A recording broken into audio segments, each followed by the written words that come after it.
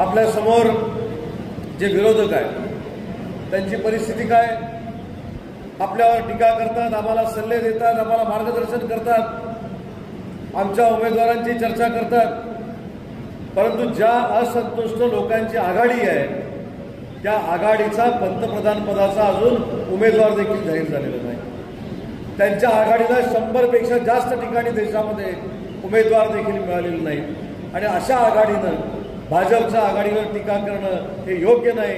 तुमच्या दिव्याखाली आमदार किती आहे हे तुम्ही पहिला तपासला पाहिजे, तुम्ही तुमच्या उमेदवार जाहीर केले पाहिजेत आणि मग आमचा उमेदवार कसा असला पाहिजे, आमच्या उमेदवारानं काय केलं पाहिजे याचं मार्गदर्शन केलं पाहिजे। मगाशी आपण सगळ्या घोषणा देत असताना श्रीरामाच्या देखील घोषणा दिल्या।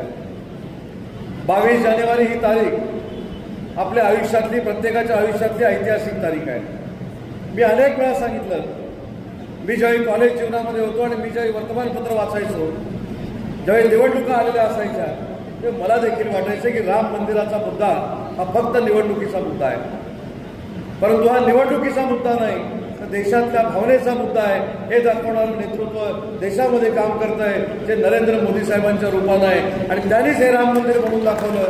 तेव्हा आपली देखील जबाबदारी आहे की आपल्या मनातली इच्छा ज्या माणसानं व्यक्त पूर्ण केली, ज्या माणसानं प्रत्यक्षात उतरवली, त्या व्यक्तीला पुन्हा एकदा पंतप्रधान करायचं असेल तर सदाशिवराव लोखंडे देखील त्या 400 खासदारांमध्ये असणं गरजेचं आहे।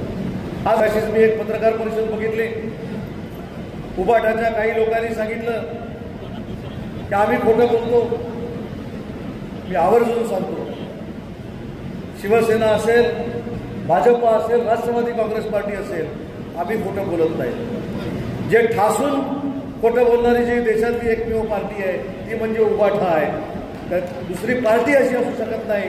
म्हणजे प्रत्येक बघा, सकाळी उठणारा प्रेस घेणारा खोटं बोलतो, दुपारी खोटं बोलतो, संध्याकाळी खोटं बोलतो, त्यांचं आयुष्यच खोटं बोलण्यामध्ये गेलेलं आहे। सकाळी उठल्यापासून रात्री झोपेपर्यंत फक्त लोकांना फसवायचं, लोकांना दिशाहीन करायचं, बेरोजगारांना रोजगारापासून बाजूला ठेवायचं। हे जर खऱ्या अर्थानं षडयंत्र कोणी रचलं असेल तर ते उबाठानं रचलेलं आहे। त्यामुळे त्यांनी आम्हाला मार्गदर्शन करण्याची गरज नाही। एबीपी माझा, उघडा डोळे बघा नीट।